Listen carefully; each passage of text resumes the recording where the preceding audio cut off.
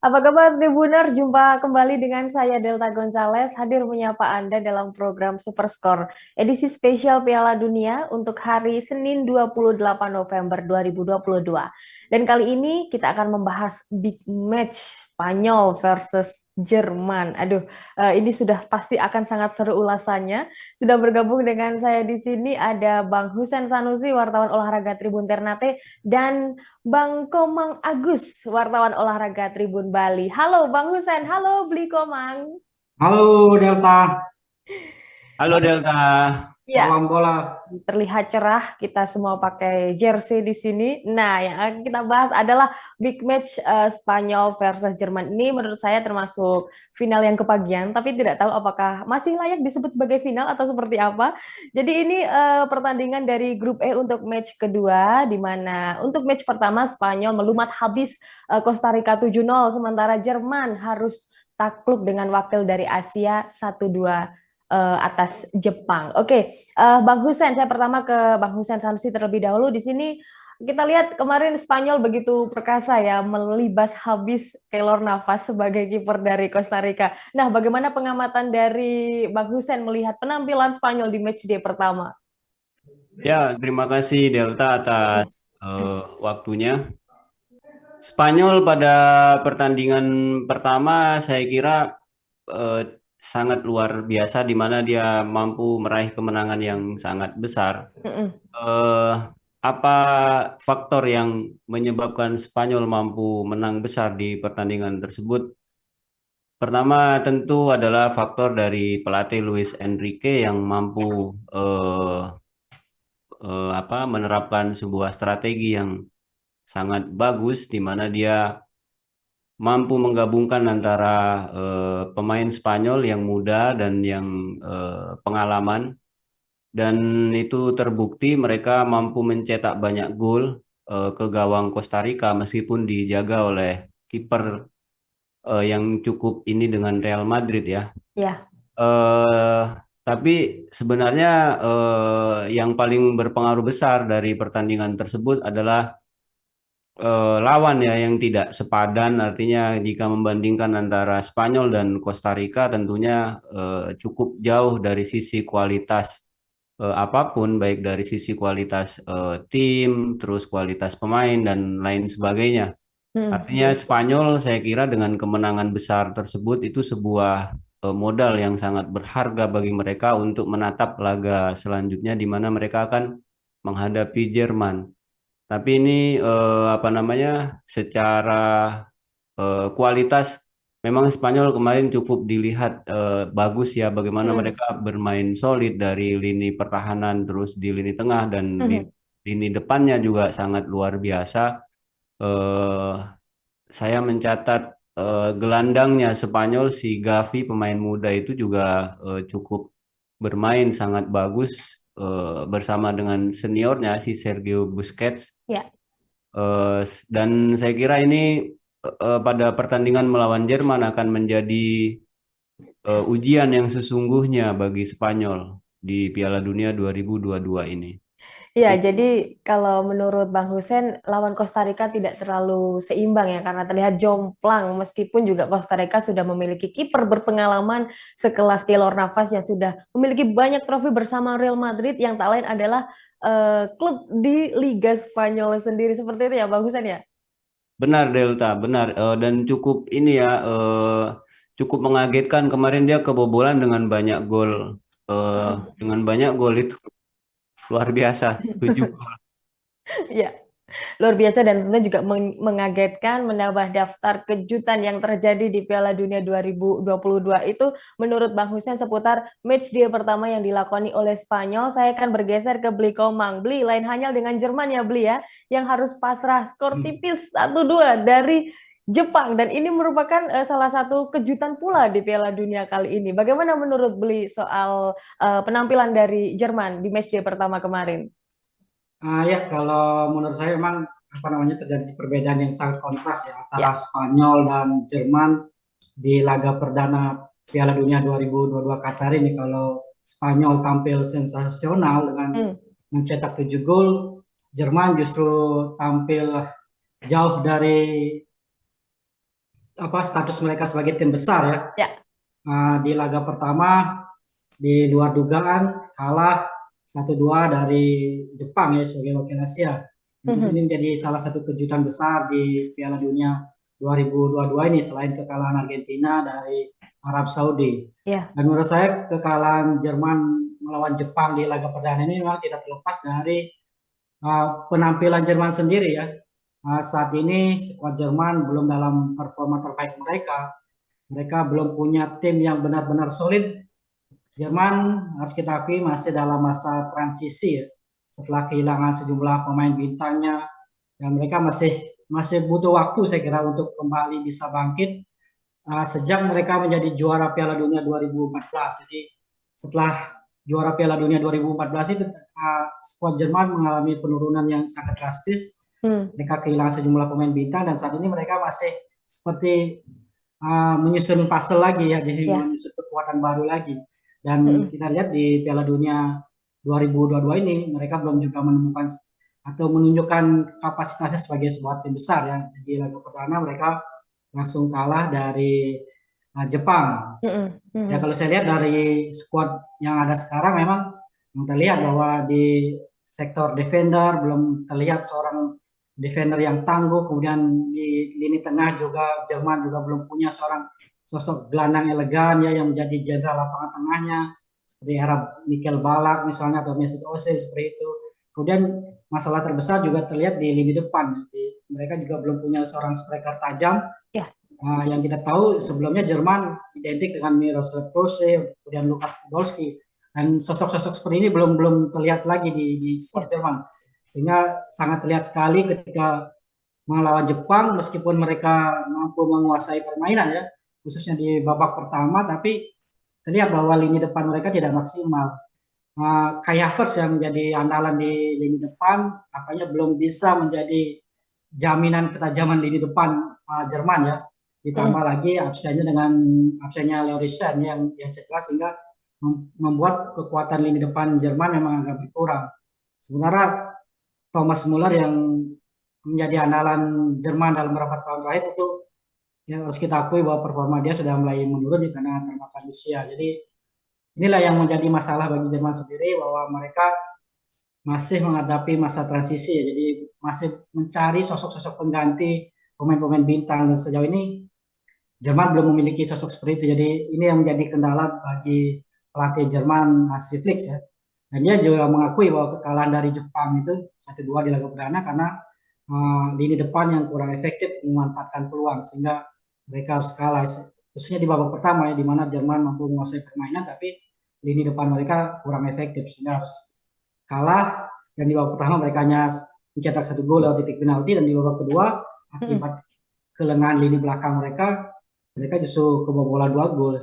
Dan 2 gol yang tercipta ini kan sebenarnya sangat sederhana. Jadi ini memperlihatkan lini belakang Jerman yang sangat-sangat rapuh. Bahkan seorang Ilkay Gundogan menyebut cara rekan-rekannya di lini belakang bertahan seperti anak-anak SD. Jadi ini menjadi masalah besar juga bagi Jerman. Saya kira itu mungkin Ya, oke. Memang kalau kita ngomongin Miroslav Klose, sekarang publik Jerman seolah-olah merindukan Miroslav Klose. Dan sampai sekarang, hingga Piala Dunia 2022 ini, Miroslav Klose masih bertengger di puncak top skor dengan raihan 16 gol. Dan sepertinya tidak ada yang bisa melewati Miroslav Klose karena di bawahnya masih ada Gerd Müller, masih ada pemain-pemain yang lebih senior daripada pemain-pemain yang bermain di Piala Dunia sekarang. Apalagi untuk Lewandowski, apalagi untuk Cristiano Ronaldo dan juga untuk Lionel Messi. Oke, ini istimewanya dari Jerman.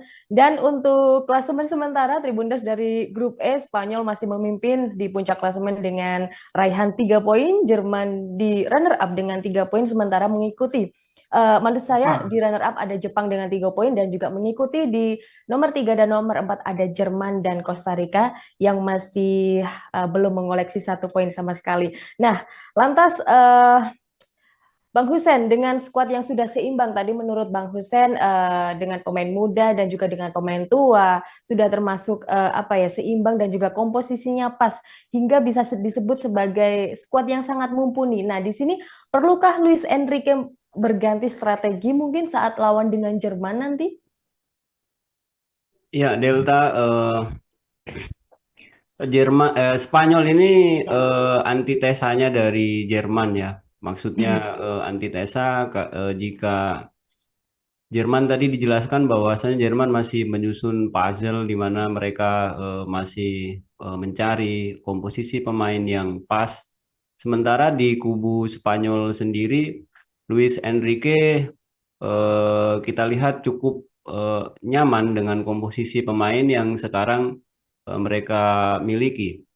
Seperti di pertandingan perdana kemarin mereka main dengan formasi 4-3-3 dan saya kira Enrique akan tetap mempertahankan komposisi tim yang kemarin diturunkan di pertandingan terakhir ketika mereka menang besar di Ya. melawan Costa Rica. Mhm. Dan jika dilihat dari komposisi pemainnya, Spanyol terlihat tidak mengalami masalah seperti yang dialami oleh Jerman. Jika Jerman kehilangan sosok seperti Miroslav Klose, sebenarnya Spanyol juga mengalami apa namanya belum juga menemukan pemain yang seperti Fernando Torres, tapi mereka memiliki Torres yang lain kan, yang Torres yang baru ya di sini. yang juga nggak cukup bagus lah dan dia cukup ramai dibicarakan karena selebrasinya di mana dia memiliki hubungan dengan anaknya Enrique ternyata dia pacaran dengan anaknya Enrique dan dia sudah akan melakukan selebrasi lagi dan kalau selebrasinya konyol Enrique akan memberikan sanksi. Betul. Itu eh, Ferran Torres saya kira cukup memberikan sebuah apa namanya jaminan bagi Spanyol bagaimana mereka bisa memiliki striker yang handal. Sama halnya ketika Spanyol dulu ketika di masa jayanya mereka punya sosok David Villa terus kemudian sekarang selain daripada Ferran Torres mereka masih memiliki Asensio yang juga kemarin bermain sangat bagus. Dan di lini depan saya kira Spanyol cukup ini ya, cukup apa namanya, cukup bisa diandalkan lah, tidak memiliki beberapa masalah. Dan yang spesial sebenarnya di lini tengah Spanyol, di mana mereka masih ada pemain senior seperti Sergio Busquets yang dia mampu berkolaborasi dengan pemain yang sangat muda, yaitu si Gavi. Eh, ya, dan ini saya kira apa kombinasi yang sangat bagus antara pemain senior dan pemain junior, di mana itu sangat jarang sekali. Artinya Spanyol dalam melakukan transisi mereka cukup berhati-hati. Enrique tidak membuang pemain seniornya begitu saja, masih dilibatkan. Dan juga kalau dilihat dari lini belakangnya juga di situ ada dua pemain senior ya, Cesar Azpilicueta dengan Azpilicueta. ya dengan siapa Jordi Alba Ya. eh, bersama dengan satu lagi itu Laporte. siapa Laporte. Laporte ya Laporte dan itu cukup cukup ini cukup apa namanya cukup solid mereka kemarin menjaga lini pertahanannya Ya. Spanyol. Dulu kita melihat ada sosok seperti siapa Puyol terus kemudian si Gerard Jangkung Pique. ya Gerard Pique. Nah, ini kan masih ada Azpilicueta dan Ya. siapa namanya si Jordi Alba. Jordi Alba ini kan tergolong pemain senior di mana dia dulu juga terlibat di timnas Spanyol ketika 2010 lalu kemudian di era kejayaan Spanyol di Piala Eropa dia juga masih dilibatkan dan yang cukup mengejutkan sebenarnya Luis Enrique ini tidak mengajak kiper David De Gea ya. Pique ya.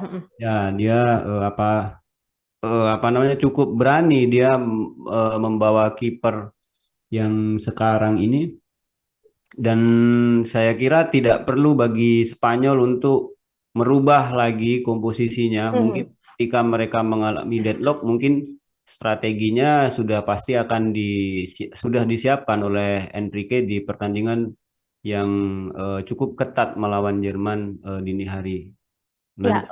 Oke, jadi Luis Enrique masih kemungkinan besar masih tetap memakai formasi 4-3-3 dan juga masih setia dengan memasang Dani Olmo, Asensio dan juga Ferran Torres untuk di lini depan. Oke, memang De Gea tidak dipanggil cukup mengagetkan publik Spanyol dan juga publik fans timnas Spanyol karena disebut bahwa De Gea masih memiliki gaya yang klasik dan tidak cocok dengan permainan timnas Spanyol sekarang. Makanya Luis Enrique berani untuk tidak memanggil dan lebih memilih memberikan kesempatan kepada Unai Simon yang katanya juga memiliki gaya-gaya kiper modern yang sesuai dengan gayanya Luis Enrique. Oke, dalam pemanggilan pemain juga meskipun di awal-awal Luis Enrique sempat mengundang kontroversi, kenapa kok tidak memanggil ini, kenapa tidak memanggil ini, bahkan Sergio Ramos sekalipun juga tidak dipanggil, tapi dia telah membuktikannya di matchday pertama yang bisa menghabiskan meluluh lantakan Costa Rica dengan 7-0.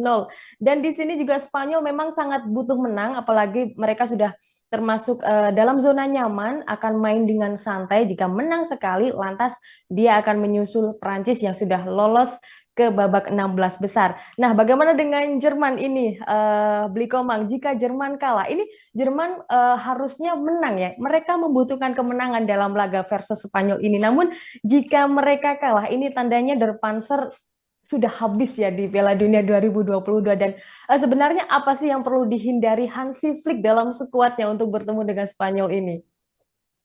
Ya, benar Delta bahwa laga melawan Spanyol ini ibaratnya partai hidup mati ya bagi Ya. Den Panzer, laga yang menentukan nasib mereka di Piala Dunia 2022 Qatar ini. Jika seri apalagi sampai kalah lagi, maka Der Panzer sudah dipastikan akan out ya, akan pulang Ya. lebih dulu, harus angkat koper lebih awal dari Qatar. Tentu ini sebuah kejutan besar di mana Jerman yang berstatus pemegang 4 kali gelar juara Piala Dunia harus tersingkir lebih awal dengan 2 kekalahan di laga awal. Itu menjadi catatan besar di Piala Dunia 2022 Qatar ini. Nah, karena itu satu-satunya cara bagi mereka agar bisa tetap berada di Qatar adalah kemenangan atas Spanyol.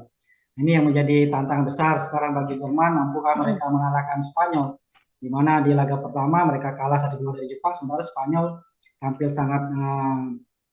sangat luar biasa ya ketika mengalahkan Costa Rica 7-0.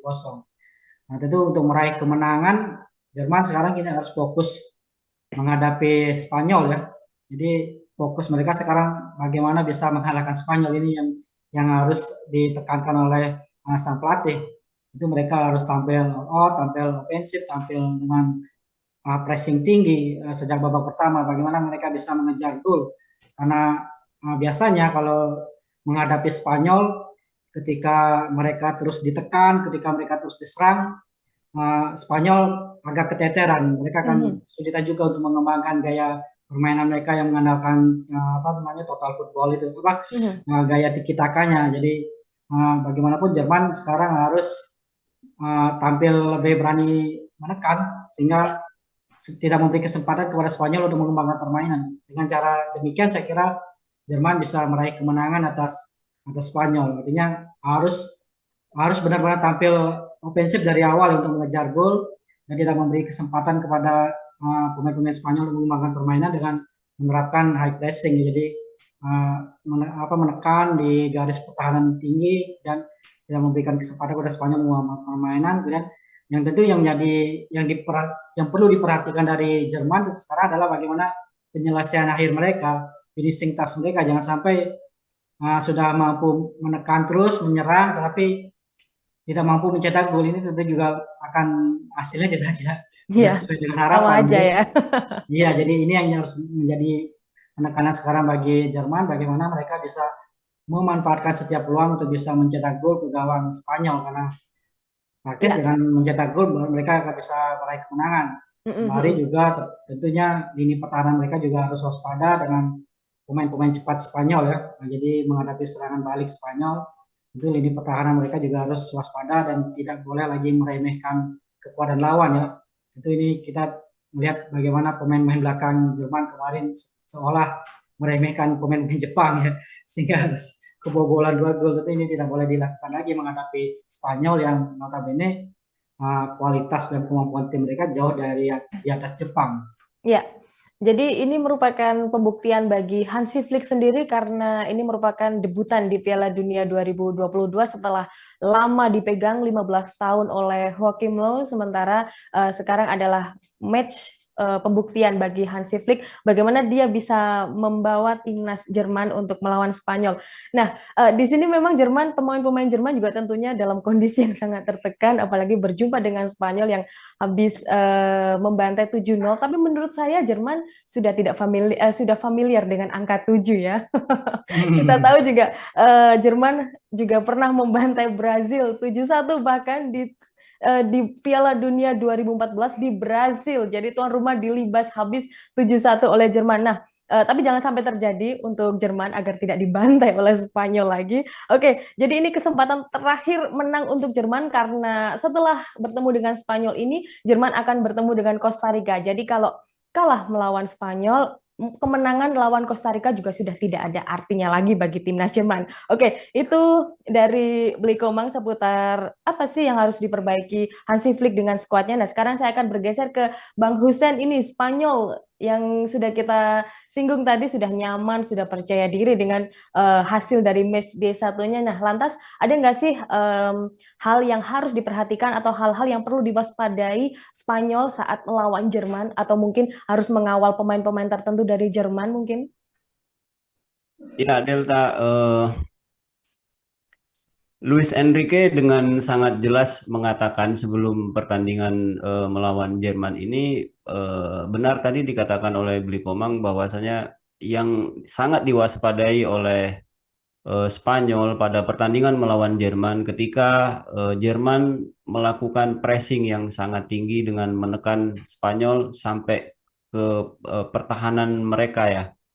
Nah, di situ Luis Enrique sangat, saya kira dia sangat konsentrasi sekali untuk menghadapi masalah tersebut Ya, karena model permainan Spanyol dengan gaya mereka penguasaan bola, ketika bola tersebut atau salah satu pemain Spanyol melakukan sebuah kesalahan itu akan dimanfaatkan betul oleh pemain Jerman, di mana Jerman memiliki pemain-pemain yang cukup berkualitas untuk mengobrak-abrik pertahanan Spanyol. Dan saya kira hasil dari pertemuan atau hasil dari laga terakhir Spanyol melawan Costa Rica dengan kemenangan besar tidak bisa dijadikan acuan bagi Spanyol sendiri ketika mereka menghadapi Jerman. ya, Ya, Jerman tetaplah Jerman, di mana Delta tadi sudah menyebutkan bahwasanya mereka pernah membantai Brazil dengan skor 7. Bisa jadi itu juga berlaku di pertandingan ini nanti, di mana Jerman memiliki pemain-pemain yang tidak kalah sebenarnya secara kualitas. Cuma mereka hanya kemarin faktor lini belakangnya Jerman yang meremehkan tadi itu kan menjadi salah satu penyebab di mana Jerman akhirnya meraih kekalahan.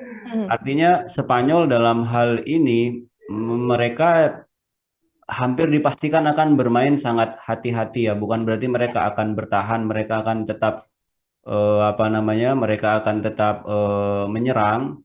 Namun mereka akan mengukur betul bagaimana bagaimana Jerman di pertandingan ini nanti. Jerman bukanlah Costa Rica atau tim lain yang bisa dianggap terlalu remeh meskipun dari head to head 5 pertemuan terakhir kedua tim ini pada pertemuan terakhir Spanyol menang dengan skor cukup telak ya di ya, UEFA Nation League 6-0 kalau nggak 6. salah ini.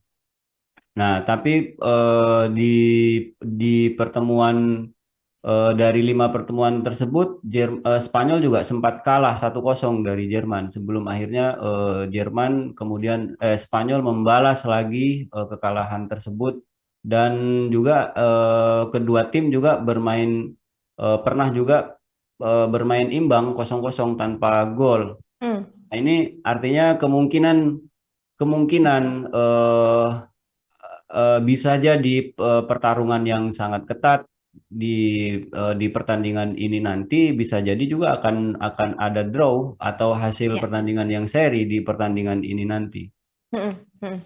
Oke, jadi jangan-jangan ini akan berakhir seri seperti itu ya dari Bang Hussein. Tapi juga kalau dilihat dari ambisi masing-masing timnas juga memang Spanyol ingin mengulangi kejayaan saat melumat habis Costa Rica, sementara Jerman juga ingin membalas dendam kekalahannya saat bertemu dengan Jepang di matchday pertama. Oke, ini akan menjadi laga yang sangat seru, laga yang sengit, bahkan juga bak final kalau menurut saya. Beli Komang, prediksi skor untuk pertandingan ini berapa ini? Ya, boleh di-unmute, Beli? Ya, saya sepakat bahwa pertandingan ini akan menarik ya. Ya, Ini bagaimanapun tetap berstatus sebagai big match. Meskipun Jerman di laga pertama kalah dari Jepang, tapi tetaplah Jerman ya, dari ya. tim besar di Eropa. Dan tentunya pertemuan dengan Spanyol ini akan menjadi pertandingan yang sangat luar biasa, apalagi mereka dituntut untuk meraih kemenangan. Nah, tapi yang harus kita akui bahwa Jerman punya catatan buruk di laga pertama Piala Dunia lawan Jepang ini. Kemudian Jerman juga punya catatan yang kurang positif ya melawan Spanyol dalam beberapa laga terakhir, seperti disampaikan tadi Chen, bahwa di laga terakhir bahkan Jerman sempat kalah sangat telak ya, Ya. setengah lusin gol melawan Spanyol ya, kebobolan 6 gol. Dan ini memperlihatkan bahwa Spanyol memang saat ini secara kualitas tim mereka berada satu strip mungkin di atas Jerman ya. Terbukti bahwa dalam 3 pertandingan terakhir selain kekalahan 6-0 itu Jerman belum pernah bisa mengalahkan Spanyol. Jadi memang ini menjadi tantangan berat bagi Jerman ketika menghadapi Spanyol di laga penentuan, di laga final, di laga hidup mati ini untuk bisa mendapatkan satu tiket ke babak selanjutnya. Tapi ya kita kenal juga Jerman bahwa tim ini sering disebut sebagai tim diesel ya. Jadi mereka sering terlambat panas. Jadi di awal-awal biasa tampil buruk, tapi bisa perlahan mereka bisa segera bangkit. Ini yang harus diwaspadai oleh Spanyol. Di laga kedua nanti bisa-bisa Jerman sudah memanaskan mesinnya lagi, jadi bisa tampil lebih baik, lebih impresif dibanding di laga pertama melawan Jepang. Jadi ini juga harus diwaspadai oleh Spanyol, dan ini menjadi satu kekuatan bagi Jerman ya. Dan kita tahu Jerman juga termasuk tim spesialis turnamen, jadi mereka tidak pernah mudah menyerah ya dengan kondisi apapun. Dan ini seperti kita tahu bahwa karakter bangsa Jerman yang tidak pernah mudah menyerah, dan ini juga harus diwaspadai. Jadi sekali lagi, meskipun Jerman dalam tren negatif dibanding Spanyol, Spanyol juga tidak bisa menganggap remeh Jerman dalam pertandingan ini. Secara teknis maupun kualitas tim, saya akui Jerman masih di bawah Spanyol. Ini juga bisa kita lihat dari hasil pertandingan sebelumnya, juga dari pertemuan antara Jerman dan Spanyol. Tapi secara non teknis mungkin Jerman punya kekuatan tersendiri. Mereka punya fighting spirit yang tinggi, dan mereka tentu juga akan tampil habis-habisan ya, karena ini laga hidup mati. Dan ini menjadi kekuatan tersendiri bagi Jerman. Tapi menurut saya kemungkinan besar Spanyol akan mampu meraih kemenangan di pertandingan ini ya. Bagaimanapun mereka punya kualitas tim yang lebih baik, dan saya kira mereka sudah mengantisipasi gaya permainan Jerman. Itu mungkin mereka tidak akan sepenuhnya menonjolkan penguasaan bola, tentu juga mereka juga akan mengkombinasikan juga dengan serangan balik. Jadi ketika Jerman agresif, ketika Jerman terus melakukan serangan, Spanyol bisa menyiapkan serangan balik ya, untuk bisa mencuri gol ke gawang Jerman. Jadi kalau tidak hati-hati Jerman dalam melakukan serangan, mereka bisa termakan sendiri oleh permainan serangan balik dari Spanyol. Nah, ini bisa menjadi kekuatan sendiri bagi Spanyol. Saya kira Spanyol bisa meraih kemenangan dengan skor 2-1 atas Jerman. Ya, meski tipis ya 2-1, tapi masih diharapkan Spanyol unggul saat bertemu dengan Jerman ini. Bang Hussein, 2-1 atau bahkan ada skor telak ini nanti? Saya barusan ngecek di Twitter ya, itu sudah ramai itu 2-1 Spanyol Jerman. Kita buktikan aja nanti Beli Komang bener apa enggak ya. Bahaya sekali ya bagi pendukung Jerman ya di Indonesia ini. Di Ternate di Maluku Utara banyak sekali fans Jerman ya, bahkan itu ada bupati, suami istri, dan mereka sudah deklarasi dan lain sebagainya. Nah, kalau benar-benar seperti prediksi para netizen bahwasanya skor nanti akan berakhir 2-1 untuk kemenangan Spanyol. Wah, ini Spanyol. saya rasa akan banyak orang yang kecewa, sakit hati dan lain sebagainya ya. Nah, kalau saya prediksi sih sama ya, 2-1 sepertinya akan menang Spanyol di pertandingan ini nanti. Oke, kalau Beli Komang menang Jerman ya Beli ya 2-1, sementara Bang Husen Spanyol. Spanyol ya benar, Iya. sorry. Spanyol Meskipun 2-1 saya Bang. mengupas Jerman, tapi saya kira Spanyol punya peluang untuk meraih kemenangan ya. Oke, Dan saya kira sama-sama. memang ini Jerman posisinya terancam ya. Ya. Saya kira juga di Piala Dunia sebelumnya juga Jerman gagal meraih hasil maksimal. Jadi memang meskipun supporternya di Indonesia sangat banyak, harus berjiwa besar menerima apabila akhirnya Jerman memang harus tersingkir di babak awal Piala Dunia Oke. 2022 Qatar ini. Jadi sama-sama ya Beli Komang Bang Husen 2-1 untuk kemenangan Spanyol ya, ini ya luar biasa meskipun tipis tapi pasti permainan akan berjalan sangat sengit, apalagi jangankan Spanyol versus Jerman, saya lihat Polandia versus Arab pun juga kelihatan juga sangat sengit banget meskipun pada akhirnya Arab harus mengakui keunggulan Polandia. Baik, itu dia Tribuners. Jadi ini memang kesempatan terakhir untuk Jerman agar bisa menang melawan Spanyol. Kita tidak tahu seperti apa nanti hasilnya. Dan tentunya Jerman jangan sampai melakukan kesalahan yang tidak perlu ya. Oke, itu dia. Terima kasih Bang Husen dan juga Bli Komang untuk ulasannya yang sangat lengkap dalam partai Spanyol versus Jerman. Terima kasih. Terima kasih Delta. Ya. Dan Tribuners jangan lewatkan ya program Superscore edisi spesial Piala Dunia 2022. Kami tayang di YouTube Tribunnews dan Facebook Tribunnews setiap hari selama gelaran Piala Dunia tepat 1 jam sebelum pertandingan. Saya Delta Gonzales pamit undur diri. Terima kasih dan sampai jumpa.